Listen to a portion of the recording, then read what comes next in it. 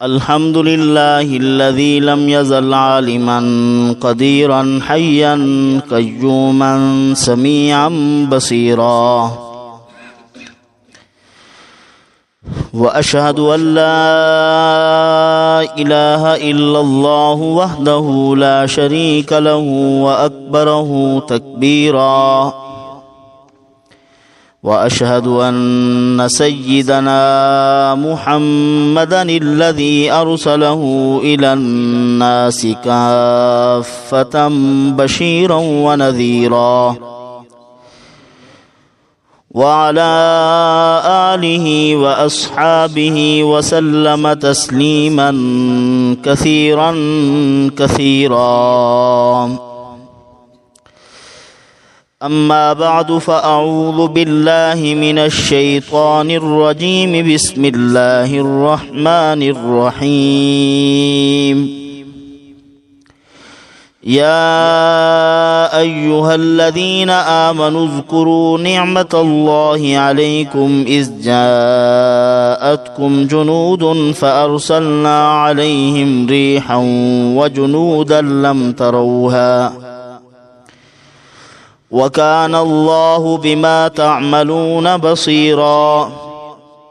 إذ جاءوكم من فوقكم ومن أسفل منكم وإذ زاغت الأبصار وبلغت القلوب الحناجر وتظنون بالله الظنونا. آمنت بالله صدق الله العظيم. درود پاک پڑھ. اللهم صل على محمد وعلى آل محمد كما صليت على إبراهيم وعلى آل إبراهيم إنك حميد مجيد. اللهم بارك على محمد وعلى آل محمد كما باركت على إبراهيم وعلى آل إبراهيم إنك حميد مجيد. میرے انتہائی واجب الاحترام بھائیوں، دوستوں اور بزرگوں، نبی کریم صلی اللہ علیہ وسلم مکہ مکرمہ میں پیدا ہوئے اور آپ صلی اللہ علیہ وسلم پر مختلف قسم کے حالات آتے رہے، حتیٰ کہ مدینہ منورہ کی طرف حضور صلی اللہ علیہ وسلم نے ہجرت کی، اور مدینہ منورہ میں پہنچنے کے بعد بھی مشرکین نے اور دیگر قبائل نے اور یہودیوں نے اور وہاں کے منافقین نے نبی کریم صلی اللہ علیہ وسلم کے لیے مشکل حالات پیدا کیے. ایک وقت آیا غزوہ بدر کے بعد غزوہ احد ہوا. غزوہ احد کے بعد جب یہاں سے کچھ شکست ہوئی اور پھر یہاں سے بھاگے مشرکین، حمراء الاسد ایک مقام ہے، وہاں پہنچے، اور وہاں پہنچ کر انہوں نے مشورہ کیا کہ آج مسلمانوں پر ہمیں پورا تسلط حاصل تھا، اگر مسلمانوں کا بالکل خاتمہ کر دیتے، ان کا نام و نشان مٹا دیتے تو بہتر تھا. تو پھر انہوں نے ارادہ کیا کہ واپس چلتے ہیں، مسلمانوں کے خلاف جنگ کرتے ہیں. تو رسول اللہ صلی اللہ علیہ وسلم اپنے گھر میں پہنچ کر صحابہ کرام اور حضور ابھی وہ راستے کا گرد و غبار جھاڑ رہے تھے، اسلحہ اتار رہے تھے. جبرائیل علیہ السلام تشریف لائے، عرض کیا یا رسول اللہ، وہاں آسمان کے فرشتوں نے تو ابھی تک اپنا سامان اور اسلحہ نہیں اتارا، وہ تو ابھی اسی جنگ میں ہیں اور آپ اتارنے لگے ہیں، پھر چلیں واپس. کفار اور مشرکین ابھی بیٹھے ہوئے ہیں راستے میں. تو حضور صلی اللہ علیہ وسلم نے اعلان کیا، صحابہ کرام رضوان اللہ تعالی علیہم اجمعین ساتھ ہوئے اور حمراء الاسد مقام پر حضور پہنچے تو وہ بھاگ چکے تھے. اور دوسرا ایسا معاملہ غزوہ خندق میں پیش آیا، غزوہ احزاب بھی اس کو کہتے ہیں۔ یہ سورۃ الاحزاب جو ہے اس میں اللہ پاک نے وہی واقعہ بیان فرمایا ہے۔ احزاب کا معنی ہے گروہ، قبائل، پارٹیاں۔ اس غزوہ احزاب کے موقع پر یعنی تمام مشرکین اکٹھے ہوئے، اندرونی خلفشار بھی تھا، بیرونی انتشار بھی، ہر قسم کے حالات سے حضور کو دوچار کرنے کی کوشش کی انہوں نے۔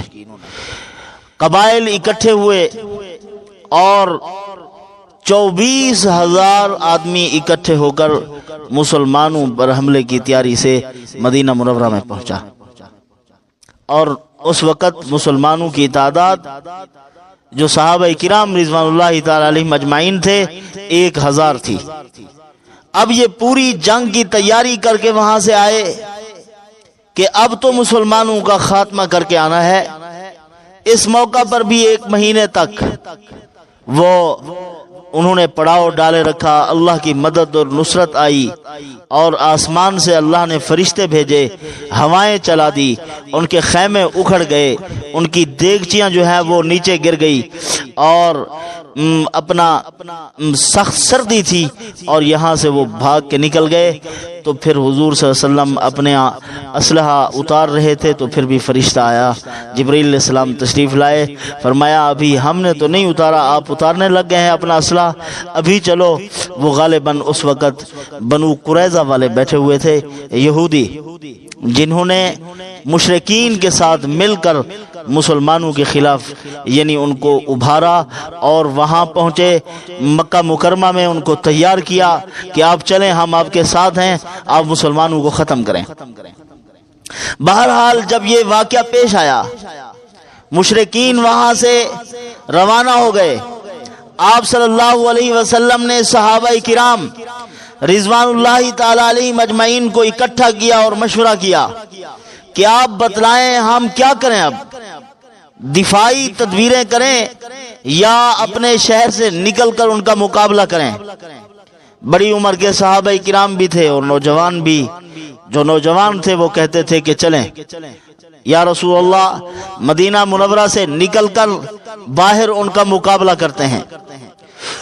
حضور نے فرمایا اگر مدینہ منورہ سے باہر نکلتے ہیں تو آستین کے سانپ بھی ہیں، منافقین بھی موجود ہیں مدینہ منورہ میں، یہ ہمارے خلاف اندرونی سازشیں کریں گے، اور گھر کی عورتیں بھی یہاں موجود ہیں۔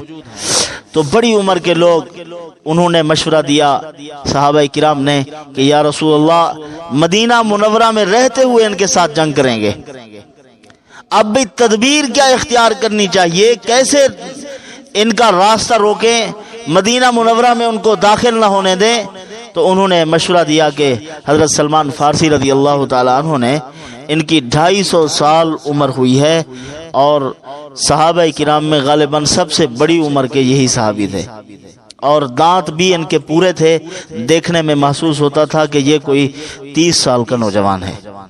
اللہ نے ایسی صحت عطا فرمائی تھی حضرت سلمان فارسی رضی اللہ تعالیٰ کو، دانت ان کے پورے جیسے 32 ہوتے ہیں وہ دانت مکمل موجود، اور بال بھی ان کے کچھ سیاہ تھے، اور بالکل نوجوانوں جیسا جسم رکھتے تھے، بڑے طاقتور۔ تو انہوں نے مشورہ دیا یا رسول اللہ، ہمارے علاقے میں جب جنگ ہوتی تھی تو ہم خندق کھود دیا کرتے تھے، درمیان میں بڑا گڑھا کھودتے تھے، نہر کھودتے تھے، تو جو بھی وہاں سے آتے تو اس میں گرتے تھے، اور پھر ہم ان کا مقابلہ کرتے تھے، آپ خندق کھودیں۔ حضور صلی اللہ علیہ وسلم نے فرمایا ٹھیک ہے، خندق کھودتے ہیں، اور صحابہ کرام کے ذمہ لگائی 10-10 گز، اپنے ذمہ بھی لگایا 10 گز۔ حضور صلی اللہ علیہ وسلم نے بھی کدال اٹھائی اور اپنا حصے کا کام شروع کر دیا۔ صحابہ کرام رضوان اللہ تعالی علیہم اجمعین نے اپنے حصے کا کام کیا۔ اب صحابہ کرام کے کسی صحابی کے حصے میں ایک بہت بڑی مضبوط چٹان آئی، جس کو توڑنے سے وہ ٹوٹی نہیں، بار بار اس پر کوشش کی، اور کوشش کرنے کے باوجود وہ ٹوٹ نہ سکی۔ مشورہ ہوا کہ حضور سے جا کے عرض کرتے ہیں کہ یا رسول اللہ، ایک چٹان ہے نہیں ٹوٹ رہی، یہ کام آپ کر دیں. تو فرمایا پہلے خود کوشش کرو، جب ہم سے نہ ہوگا تو پھر حضور کے پاس چلیں گے. تو بہرحال بہت کوشش کرنے کے باوجود ان سے یہ چٹان نہ ٹوٹ سکی. حضور صلی اللہ علیہ وسلم کے پاس گئے، آپ نے اپنی کدال اٹھائی اور چادر کندھے پر رکھی اور چل پڑے. جب اس خندق میں پہنچے، اس حصے میں، آپ صلی اللہ علیہ وسلم نے ایک کدال ماری. فرمایا کہ ہتھوڑا تھا لوہے کا یا کوئی وہ جیسے کہ اس زمانے میں آلات ہوتے ہوں گے. آپ صلی اللہ علیہ وسلم نے ایک ضرب ماری.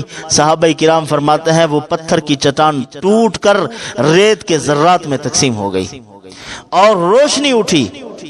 آپ صلی اللہ علیہ وسلم نے فرمایا کہ میں دیکھ رہا ہوں روم اور ایران اور شام فتح ہو چکے ہیں اور میرے صحابہ کے قدموں کے نیچے آ چکے ہیں. اللہ پاک میرے صحابہ کو ان مقامات پر فتح نصیب فرمائیں گے.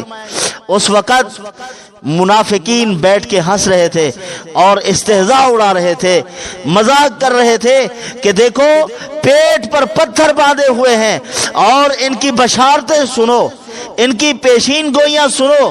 یہ کیا کہہ رہے ہیں کہ روم اور ایران اور شام فتح ہو جائے گا، ان سے فتح ہوگا جن کے پیٹ پر پتھر بندھے ہوئے ہیں، کھانے کو گھر میں کچھ نہیں ہے. اللہ پاک نے اس مقام پر فرمایا لَقَدْ كَانَ لَكُمْ فِي رَسُولِ اللَّهِ أُسْوَةٌ حَسَنَةٌ. مالی مفاد کو حاصل کرنے والے منافقوں، اپنے مال اور اپنی جان کا تحفظ چاہنے والوں، تمہارے لیے محمد الرسول اللہ صلی اللہ علیہ وسلم کی ذات اقدس میں ایک نمونہ ہے.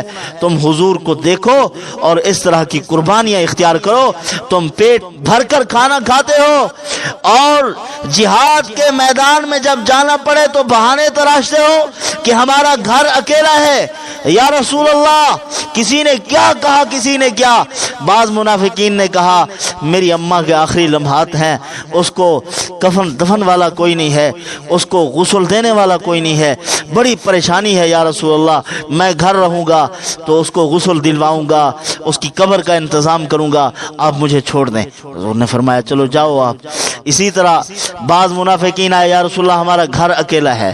کسی نے کہا ہماری گائے ہے، وہ ہم میرے بغیر ملتی کا نہیں تھجوں، میں جب تک ہاتھ پھیرتے نہ روہاں کہیں کو کھیر دے دی نہیں تھجوں. کہیں کیا بہانہ بنایا، کہیں کیا. اللہ پاک نے فرمایا اے پیارے حبیب یہ سب جھوٹ بول رہے ہیں اور یہ جو بہانے تراش رہے ہیں خوے بد بہانہ بس یار، نیت ٹھیک کہنی بہانے بہویں، ان کی نیت بد ہے، یہ کام کرنا نہیں چاہتے تو بہانے بنا رہے ہیں. دل ہی نہ چاہے تو بہانے ہزار ہیں، ہزاراں بہانے پھر تراش لیتے ہیں. یا رسول اللہ یہ مجبوری ہو گئی ہے، یہ مجبوری ہو گئی ہے. جیسے جماعت والے جب وصولی پر آتے ہیں تو پھر ہم کئی بہانے بناتے ہیں. میرا ایک کام میں مصروفیات اتنی ہیں جڑوں جڑے قبر دے گڑے گیا پیا ہوسیں کدے ویسن مصروفیات ہیں. اللہ سے کو ٹائم دیوان کو تیار کرنی جائے زندگی دے لمحات عطا کی تھا، اللہ سے کو وقت نہیں دینا پیا. اور خاص مقامات پر چھوٹی چھوٹی عبادات کر کے اپنے آپ کو تسلی دیے رکھتے ہیں کہ میں بھی جنتی ہوں. چھوٹی عبادات کر لی، شب برات آ گئی، بس تھوڑی سی عبادت کر لی، بس ہم خوش ہیں جی. اس عبادت پر اللہ پاک ہمیں بھی بخش دیں گے. اللہ پاک نے فرمایا تلک امانیہم، یہ تمہاری امیدیں تمنائیں ہیں فضول. اب آپ نے سنا ہوگا، جو دیکھتے بھی ہیں پڑھتے بھی ہوں گے، یہ جو رجب المرجب بھی معراج النبی کا موقع ہے، اس مہینے میں اللہ پاک نے حضور کو معراج کروایا ہے. تو 27 رجب المرجب علی اقوال الاختلاف، مختلف اقوال ہیں، کوئی تاریخ متعین نہیں ہے کہ 27 کو حضور کو رجب معراج ہوا تھا. تو اس دن کہتے ہیں کہ یہ آج کی رات جو ہے عبادت کی ہے اور دن جو ہے روزے کا ہے. اور حالانکہ اس دن میں کوئی مسنون عمل حضور سے ثابت نہیں ہے خاص، اور نہ ہی اس رات میں کوئی عبادت ثابت ہے حضور صلی اللہ علیہ وسلم سے، کوئی خاص وظیفہ کیا ہو، کوئی خاص عمل کیا ہو. ہاں البتہ یہ ضرور ہے کہ حضور صلی اللہ علیہ وسلم کو اللہ پاک نے معراج میں گفٹ عطا فرمائے تھے، تحفے مرحمت فرمائے تھے، ان کی قدردانی کرنی چاہیے۔ نماز دی پابندی کرنا کہ نہیں جرا تحفہ ملے معراج والی رات، باقی کو تہوار چاہیے اور مختلف عبادات اور رسم و رواج چاہیے نہیں کو خرافات وڈا دل چاہدے اللہ اقوال الاختلاف کوئی متعین کہنی تاریخ معراج دگن اور حضور صلی اللہ علیہ وسلم کو کوئی خاص عبادت ثابت کہنی کہ حضور نے جویں لیلۃ القدر عبادت دہ اہتمام کیتے کہ ہی رات ہی کیتا ہوئے نہیں ہے ثابت۔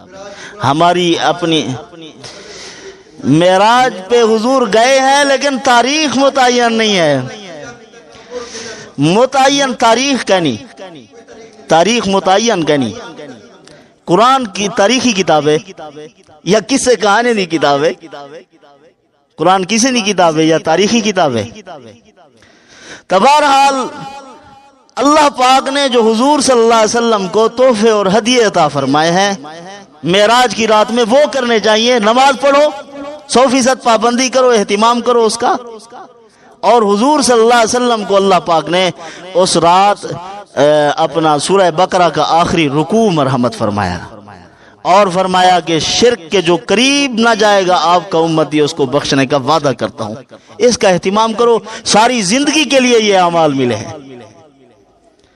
دین اسلام ہر ایک چیز کو اس کی حد پر رکھتا ہے، ہر ایک چیز جو ثابت ہے اس قدر ثابت اس کو کرنا چاہیے، جو نہیں ہے وہ نہیں، بس وہ ہم پھر اپنی اپنی من گھڑت باتوں میں پڑ جاتے ہیں۔ دین اسلام نے جس چیز کو ثابت کیا وہ اتنی ہی ثابت رہے گی، اس سے بڑھیں گے نہیں۔ قرآن اور احادیث سے جو چیز بھی منسوخ ہے وہ اتنی درجے منسوخ ہے، اس سے بڑھ نہیں سکتے کہ ہم اپنی مار دیں آگے کہ یہ بھی کر لیں تو یہ بھی کر لیں۔ اسی طرح آپ سنتے رہتے ہیں شب برات میں بعض لوگ صلاۃ خیر پڑھتے ہیں، احادیث پاک میں صلاۃ خیر کا کوئی ذکر ہی نہیں ہے۔ بالکل صلاۃ الخیر وہ کسی کی بنائی ہوئی ہوگی، حضور صلی اللہ علیہ وسلم نے جو عمل بتلایا ہے اس میں جو طاقت ہے وہ کسی عمل میں نہیں ہے۔ وہ ہم چاہے اپنے ہزارہاں وظیفے، ہزارہاں قسم کی دعائیں، ہزارہاں قسم کی چیزیں گھڑ لیں، اس میں وہ برکت نہیں جو نبی کریم صلی اللہ علیہ وسلم کی بتلائی ہوئی مسنون دعا اور مسنون عمل میں برکت ہے، وہ ہماری اپنی بنائی ہوئی ہیں۔ تو بہرحال اللہ پاک ان معروضات پر عمل کی توفیق عطا فرمائے۔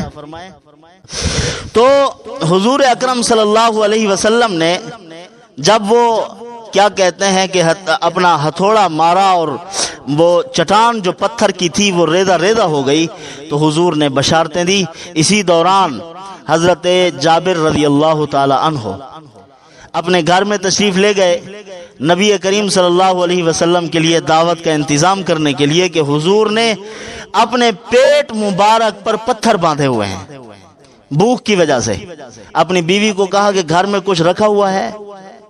انہوں نے کہا کہ گھر میں تو کچھ نہیں ہے، ہاں 3 کلو جو رکھے ہوئے ہیں اور تو کوئی چیز نہیں، چھوٹی سی بکری تھی۔ فرمایا اس کو میں ذبح کرتا ہوں، آپ آٹا بنائیں اور حضور کو دعوت دیتے ہیں۔ انہوں نے فرمایا ٹھیک ہے۔ اب وہ آٹا پیسنے لگی، حضرت نے بکری بنائی اور بکری بنانے کے بعد انہوں نے گوشت شروع کر دیا بنانا اور حضرت گئے دعوت دینے کے لیے۔ بیوی نے بلایا، فرمایا کہ جانا ضرور ہے، دعوت دیں، لیکن حضور کو کہنا ہے کہ 2-4 صحابہ کا اہتمام ہے، کوئی خاصا انتظام نہیں۔ حضرت جابر رضی اللہ تعالیٰ عنہ چل پڑے، نبی کریم صلی اللہ علیہ وسلم کو عرض کیا یا رسول اللہ میں نے تھوڑا سا دعوت کا انتظام کیا ہے، آپ تشریف لے چلیں، ہے 2-4 ساتھیوں کا انتظام، لمبا چوڑا نہیں ہے۔ حضور صلی اللہ علیہ وسلم نے چادر اٹھائی، اپنے کندھے مبارک پر رکھی، صحابہ کرام کو آواز دی آؤ بھائی حضرت جابر رضی اللہ تعالیٰ عنہ کی دعوت ہے۔ 1000 کا مجمع تھا، وہ سارے روانہ ہو گئے دعوت پہ، جلدے پیوں سے ہوں دعوت پہ روانہ ہو گئے۔ اب جب یہاں پہنچے تو بیوی نے دیکھا یہ تو 1000 کا مجمع آ گیا ہے، ہمارے پاس تو 2-4 آدمیوں کا انتظام ہے۔ انہوں نے کہا کہ جابر میں نے آپ کو کہا تھا کہ آپ نے لمبی چوڑی دعوت کرنے کی نا 2-4 آدمیوں کا انتظام ہے، نہ آپ نے سمجھا نہ حضور کو جا کے یہ بات کی۔ انہوں نے فرمایا کہ دیکھیں میں بھی سمجھ کے گیا ہوں، حضور کو کہا بھی ہے، حضور نے سمجھا بھی ہے، پھر بھی حضور صلی اللہ علیہ وسلم نے سب کو بلا لیا۔ اب بلایا انہوں نے ہے، اب دعوت بھی انہوں کی، وہی پورا کریں گے اس کو۔ مسلم شریف کی روایت ہے آپ صلی اللہ علیہ وسلم نے دیگچی اٹھائی، اس پر کپڑا ڈالا اور اس میں دم کیا۔ دم کرنے کے بعد صحابہ کرام کے لیے دسترخوان لگ گیا۔ 1000 صحابہ کرام ایک وقت کے بھوکے نہیں تھے، پیٹ پر پتھر باندھے ہوئے تھے، سب نے سیر ہو کر کھایا، کھانا پھر بھی باقی تھا۔ یہ حضور اکرم صلی اللہ علیہ وسلم کا معجزہ ہے۔ تو آپ صلی اللہ علیہ وسلم نے جس چیز پر ہاتھ رکھ دیا برکت کا، اللہ پاک نے اس کو پھر ختم نہ ہونے دیا۔ ہاں، حضرت انس رضی اللہ عنہ کو ایک مرتبہ ان کی اماں نے کہا بیٹا جاؤ بازار سے کوئی میٹھی چیزیں لے آؤ، میں آپ کو کوئی حلوہ بنا کے دیتی ہوں، حضور کو پیش کرنا ہے۔ اب لے کے آئے، حلوہ بن گیا، ایک پلیٹ میں دیا، فرمایا جاؤ حضور کو پیش کر کے آؤ۔ اب وہ گئے، آپ صلی اللہ علیہ وسلم کو پیش کیا۔ اب تھوڑی دیر کے بعد حضور صلی اللہ علیہ وسلم نے صحابہ کرام کو بلایا، سب کو کھلاتے رہے، اس میں سے نکال کے، اوپر کپڑا تھا، کندوری تھی یا کوئی چیز ہوگی، تو پھر آپ صلی اللہ علیہ وسلم نے وہ بند کر کے حضرت انس کو دے دیا، فرمایا آؤ بچے لے جاؤ۔ اب وہ لے کر جب گھر آئے، اماں کے وہ بالے والا کام کی تھی نا میرا پوتر، وانتے کھیدا رہ گیا اسے کی تھی رکھیا اسی جا ولاؤ کو چاہیے تے ولا ولیائی اے تے اوے دی اوے لاتی تھی نبی سے کو پیش کرن بھی کی تھی کہ اما نبی سے کو پیش کیتے حضور نے صحابہ کو سجے سارے کو کھوانے آپ ہی کھا دینے، حقیقت میں اتھے ہی بیٹھا موجود ہم ولا آپ صلی اللہ علیہ وسلم نے دیتے فرمایا اونچا وان فرمایا کو ٹاکی کہنے لگا پیا اوے دی اوے لاتی تھی، یہ برکت تھی۔ ایک مرتبہ ایک آدمی حضرت انس رضی اللہ عنہ کی دعوت پر گیا، حضرت انس رضی اللہ تعالیٰ عنہ نے ایک مرتبہ حضور کو دعوت دی، آپ صلی اللہ علیہ وسلم تشریف لائے تو پانی بھرنے کے لیے جا رہے تھے، حضور نے فرمایا کہاں جا رہے ہو؟ یا رسول اللہ پانی ہے گھر کا کڑوا، یہاں جو کنواں ہے وہ کڑوا ہے، میں میٹھا پانی لینے کے لیے جا رہا ہوں۔ فرمایا اچھا چلو کھڑے ہوتے ہیں، یہاں پانی مجھے بھر کے دو، بھر کے دیا، کچھ پیا، لعاب مبارک ڈالی۔ حضرت انس فرماتے ہیں پورے مدینہ منورہ والے لوگ میرے گھر سے پانی بھرنے کے لیے آیا کرتے تھے، اتنی میٹھا ہو گیا تھا پانی۔ دعوت کھائی، ایک رومال تھا چھوٹا سا، اس کے ساتھ ہاتھ مبارک صاف کیے، تو ایک صحابی دعوت پر گئے، وہ رومال روٹیوں کے اوپر تھا، اپنی باندی کو بلایا، فرمایا یہ میلا ہو رہا ہے، آپ نے اس کو صاف نہیں کیا، جلدی لے جاؤ اس کو صاف کر کے آؤ۔ وہ گئی تندور میں ڈالا اور پھر نکال کے آ گئی، صاف ستھرا سامنے رکھا ہوا ہے۔ اب وہ دیکھنے والا حیران کہ دیکھیں اس کے رومال کو آگ نہیں لگی۔ انہوں نے کہا پریشان ہونے کی ضرورت نہیں، نبی کریم صلی اللہ علیہ وسلم ایک مرتبہ دعوت پر تشریف لائے تھے، اپنے ہاتھ مبارک اس سے صاف کیے تھے، تو اب جب بھی یہ میلا ہوتا ہے ہم آگ میں ڈال دیتے ہیں، آگ اس کو جلاتی نہیں ہے، صاف ستھرا ہو کر باہر نکل آتا ہے۔ یہ ہے حضور کے ہاتھ مبارک کی برکت، جنہوں نے حضور کی صحبت میں وقت گزارا ہے، اپنی زندگیاں بسر کی ہیں، حضور کے سینے سے سینے لگے ہیں، کیا ان کو جہنم کی آگ جلائے گی؟ کبھی بھی ایسا نہیں ہو سکتا۔ وہ جہنم سے، جہنم کی آگ اور اس کے دھوئیں سے اللہ نے ان کو محفوظ قرار دیا۔ جنت ان کی متلاشی ہے، ان کی راہ ڈھونڈتی ہے کہ کہاں ہیں محمد رسول اللہ کے صحابہ، کہ میں ان کو اپنے اندر جگہ دوں۔ اللہ عمل کی توفیق عطا فرمائے۔